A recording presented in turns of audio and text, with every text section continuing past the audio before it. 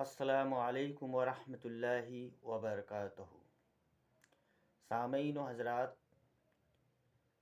आप सभी का खैर मकदम करता हूँ मैं अपने YouTube channel Sheikh Mohammed blogs में। और आप तमाम ज़ायरीन व हज़रात से हमारा ये मुअद्दबाना गुजारिश है कि आप इस वीडियो को स्किप ना करें, बल्कि इस हमारे तकरीर को पूरा सुने। अगर हमारी बात आपको समझ में पूरी आ जाती है तो आप हमारे चैनल को सब्सक्राइब कर लें, और अगर आप हमारे बात से मुत्तफिक नहीं होते हैं तो आप हमारे चैनल को अनसब्सक्राइब कर दें। मैं शेख मोहम्मद तालीम, आज जो मैं कहने जा रहा हूँ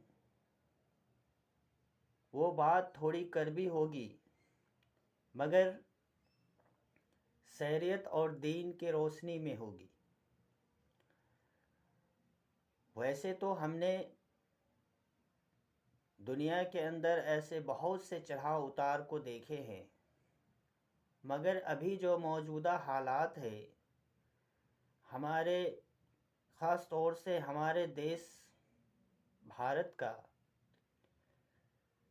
हमारे भारत का कोई ऐसा राज्य बाकी नहीं है जहां अमन व सुकून की ज़िंदगी मुसलमान जी रहे हो।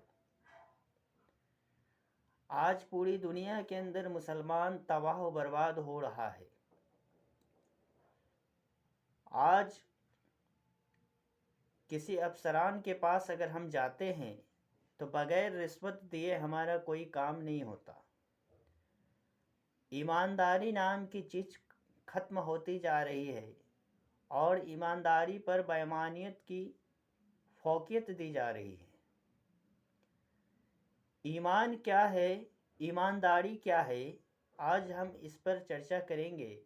आज इसी मौजू को हम लेकर आप तमाम ज़ायरीन के पेश खिदमत में आए हैं, और हमारा हमेशा से ये कोशिश रहा है कि मैं लोगों को अच्छी से अच्छी बात फराहम कर सकूं और कुरान और हदीस की रोशनी में मैं अपने अल्फाजों को बयां कर सकूं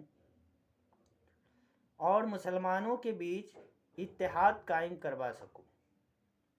मैं एक अदना फ़कीर नाचीज़ हूँ।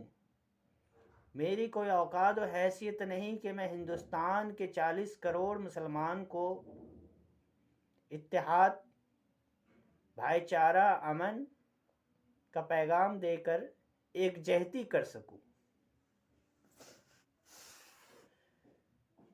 बस मैं एक बात बता दूं, आज अगर मुसलमान परेशान है तो इस परेशानी का सबसे पहला सबब है कि उसने अपने रब को भूला। और जब कोई मोमिन अपने रब को भूल जाता है तो अल्लाह तबारक व तआला की लानत उस पर नाजिल होती है। जब कोई कुरान व हदीस से मुंह फेर लेता है तो इंसान जलील और रुस्वा होता है। जब तुम कुरान से मोहब्बत कायम करोगे, जब अल्लाह तबारक व तआला की वहदानियत को पहचानोगे, जब अल्लाह से तुम्हारा रिश्ता क्लोज हो जाएगा, जब अल्लाह रब्बुल इज्जत से तुम्हारा रिश्ता कायम हो जाएगा, तो सारी दुनिया तुम्हारी इज्जत करेगी। आज हमने देखा, आज मैंने न्यूज़ में ये देखा कि कुरान की बेहुरमती हो रही है। आज बखूबी हम अपने हालात से वाकिफ हैं। आज कभी दाढ़ी पे मसले उठते हैं, कभी कुरान को लेकर मसले उठते हैं, कभी आजान को लेकर मसले उठते हैं, और कभी बुरखे को लेकर मसले उठते हैं। ये दुनिया के जितने भी यहूदी और ईसाईयत है, यह हिंदुस्तान में भी बुराई फैलाने की काम कर रहे हैं। हिंदुस्तान एक ऐसा मुल्क है जो अमन और भाईचारे से हर बिरादरी के लोग रहते हैं, लेकिन हमारे देश को भी किसी की नज़र लग गई है। अमन ख़त्म होता नज़र आ रहा है, हर तरफ रुसवाइयाँ है, हर तरफ कत्लेआम है। इंसान के दुश्मन इंसान बने हैं। एक वो दौर था हजरत उमर फारूक रजी अल्लाह ताला अन्हु का, जो एक ही तालाब में शेर और बकरी भी पानी पिया करते थे, और आज एक तालाब से बकरी पानी पीने को तरसती है। एक बकरी दूसरे बकरी को एक ही तालाब से पानी पीना नहीं पसंद करता। दिन ब दिन हालात बदतर होते जा रहे हैं और बुराई सरेआम हो रही है, बेहयाई सरेआम हो रही है, फित्नो फसाद सरेआम हो रहा है, और हम मुसलमान पढ़े लिखे दीनदार खामोश हैं। खामोशी से काम नहीं चलेगा, बल्कि इंसानियत कायम करने की जरूरत है। इंसान को इंसानियत सिखाने की हाजत है। एक बंदे को अपने रब से जुड़ने की जरूरत है। हमसे हमारा रब नाराज है, हमसे हमारा खुदा नाराज हो गया है, इसलिए आज हम पामाल हो रहे हैं, जलील और रुस्वा हो रहे हैं। लेकिन हमें समझ में नहीं आता, हम सिर्फ फिरकों और मसलकों के पीछे बट कर रह गए हैं। आज अगर किसी गरीब की शादी होती है, ऐसे बहुत से घराने हैं जो लड़कियां 40-40 साल की हो गई है, 50-50 साल को होने को है, उसकी शादी नहीं हो रही है। हमने पूछा क्यों जनाब, तो कहता है दहेज और नगद देने की हमारी हैसियत नहीं है। आज एक एक लड़के वाले उन गरीब लड़कियों से इतनी मोटी रकम का मुतालबा करते हैं कि उनके हैसियत के परे उस गरीब मजदूर बाप ने अपनी बेटी को, फूलों से नाजुक बेटियों को पाल पोस कर 18 साल का किया, अपनी मेहनत और खून पसीने की कमाई से।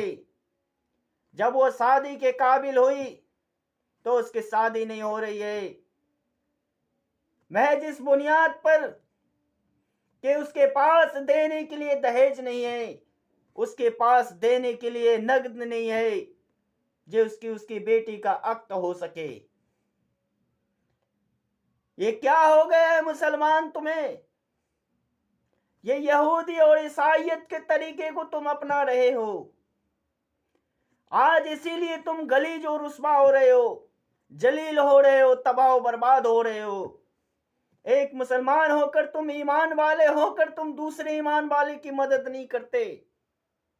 अल्लाह ने तुम्हें दौलत से, इज्जत से, सीरत से, सूरत से नवाजा है, फिर भी तुम दूसरों की दौलत के पीछे भागे फिरते हो।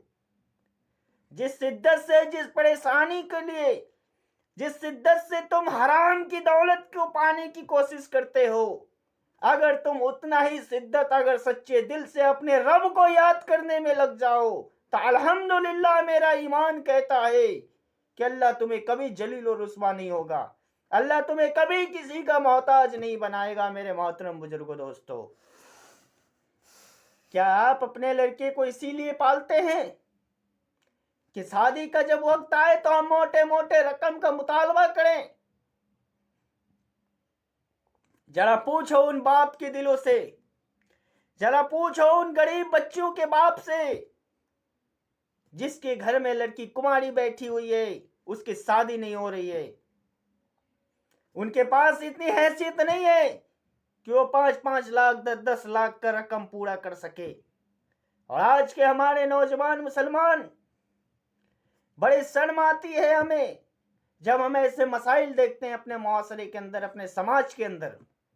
बड़ी दुख होती है हमें इस बात से। ए अल्लाह, तेरे दीन को छोड़ने का ये सबब है। ए अल्लाह, हिदायत दे ऐसे अपने बंदों को।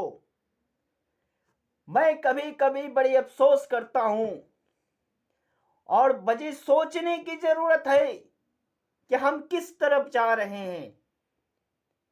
अल्लाह की लानतें हम पर उतर रही है।